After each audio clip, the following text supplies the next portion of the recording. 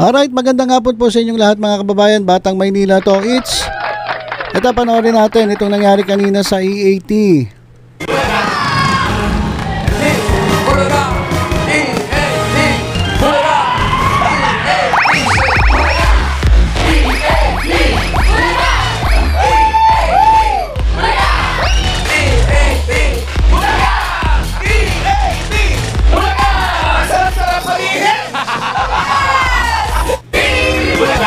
Alright, so yan po mga kababayan yung nangyari kanina dyan si EAT at tuwan-tuwa po itong legit number cards dahil muli ay nakanta nila ng kompleto itong It Bulaga. Nako, napakatagal nila itong na-miss dahil nga po itong It Bulaga ay inangkin nung sa Gedli. Inangkin po nung nandun sa Gedli at hanggang ngayon mga kababayan hanggang ngayon inaangkin pa rin nung nasa Gedli. Hanggang ngayon mga kababayan, ang lakas ng loob, grabe. Sila pa yung may lakas ng loob na magdemanda. Sabi nila kapag ginamit daw ng EAT, ng TVJ, etong It Bulaga, ididemanda raw sila ng tape. Yang kapal na mukha, di ba? Ngayon as of this moment, simula kahapon, ay tinanggalan na ng trademark. Etong Tape Incorporated, trademark dun sa It Bulaga at dun sa EB. Tapos eto pang tape ang malakas ang loob na magdemanda. Ano yung patawa? Pero ito naman mga kababayan, itong sinasabing respeto mga kababayan, ulitin ko respeto. Ito yung respeto nga pinag-usapan kahapon dyan sa press conference. Ano naman daw yan, ay hindi naman inaasahan ng TVJ na maibibigay sa kanila nung Tape Incorporated. Kasi kung ikaw ay marunong rumispeto sa batas, hindi mo nagagamitin etong It Bulaga. Kasi nga 'di ba, mismong Intellectual Property Office ang nagsabi na ang rightful owner diyan sa trademark ng It Bulaga at EB ay itong TVJ. So kung nirerespeto mo batas, hindi mo nagagamitin. Pero dahil nga hanggang ngayon ginagamit pa rin nila etong It Bulaga, ibig sabihin lang wala silang respeto. Hindi sila marunong rumespeto sa batas. Kaya nga, ito mga kababayan, meron pong sinabi si Henyo Master Joey De Leon tungkol dito sa respect. Ito, pakinggan natin mga kababayan, yung sinabi ni Henyo Master. Well, I don't expect respect from respect. Alright, isa pa mga kababayan, ulitin natin Intindihin nyo maigi yung sinasabi ni Henyo Master Joey De Leon. Well, I don't expect respect from respect. Alright. So yan mga kababayan yung binitawang salita ni Henyo Master Joey De Leon. Kung tatagalogin natin, sabi niya, hindi ako umaasa ng respeto dito sa respect. Hindi ako umaasa ng respeto dito sa respect. Sa peke, sa hindi totoo, sa generic. Siguro nasabi to ni Henyo Master Joey De Leon kasi nga kilala niya yung pagkatao nung tinutukoy niyang fake. Diba? At ito nga nangyari mga kababayan. Pinakita na itong kabila, nung nasa Gedli mga kababayan, na wala talaga silang respeto. At ang gusto pa nila mangyari, mabaliktad. Dapat daw itong TVJ ang nagbibigay ng respeto. Baliktad na mundo mga kababayan Yung tinanggalan ng karapatan sa trademark ng It Bulaga, sila pa ngayon ang humingi ng respeto. Di ba kapal na mukha? Ito mga kababayan, basahin lang natin yung ilang mga naging reaksyon ng ating mga kababayan dito sa sinabi ni Henyo Master. O sabi nila, grabe mga host dyan sa 7. Mga kabataan na bad influence sa present generation. Kahit alam nilang mali ang paggamit sa Itbulaga, sige pa rin at exhaust nila ang proseso hanggang may finality sa decision sa kaso. In the first place, kabastusan na ang hindi pagkilala sa rule of law. Sige pa rin sila dahil sa pera-pera nga at may karapatan nga silang hanap buhay. Walang pumipigil sa inyo na mag-host sa isang noontime show, pero wala ba kayong maimbento o maisip na titulo ng noontime show ninyo? Sa TVJ ang Itbulaga. Agree, Mr. Henyo, Joey De Leon.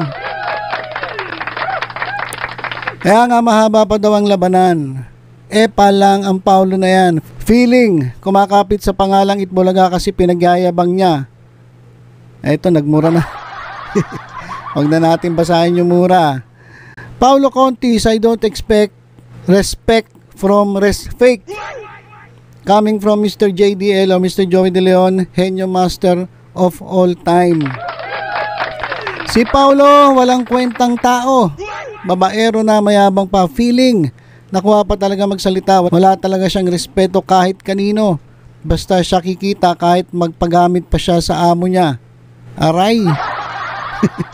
Nasasaktan pa kaya si Paulo Contit. Parang wala na rin pakiramdam no. Kasi kinakailangan talagang kumita kaya kapit talaga dun sa mga bossing niya Biro mo, spokesperson at abogado pa ng tape. Matindi pangangailangan. Hindi naman nag-sustain.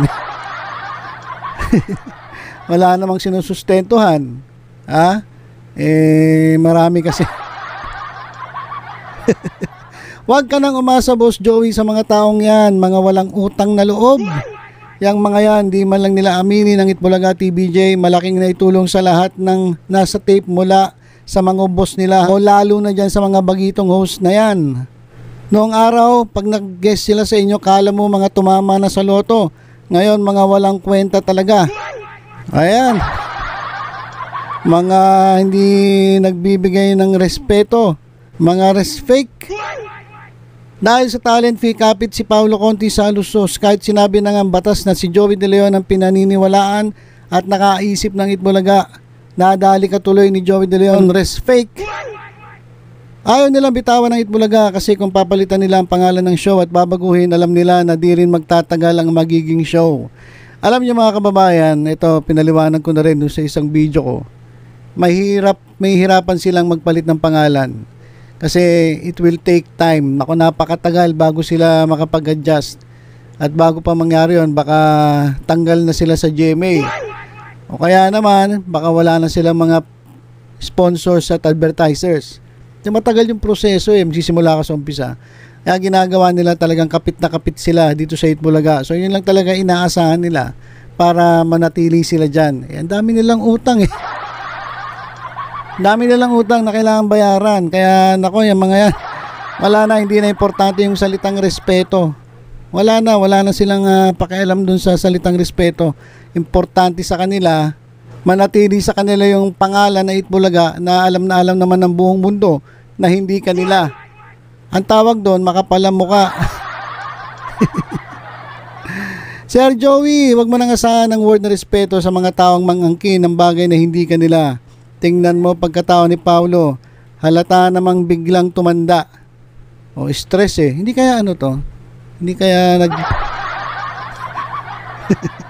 Kasi minsan sa interview niya nakita ko. Parang parang yung mata niya kakaiba. Saka parang